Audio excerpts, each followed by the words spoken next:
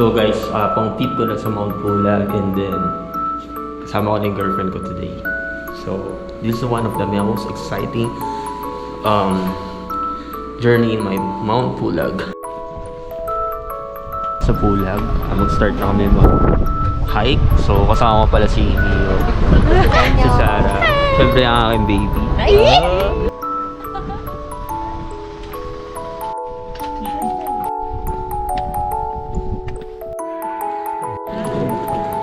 So hello guys, dito na kami sa first camp. Saan sila? So yan. Hi. Hi.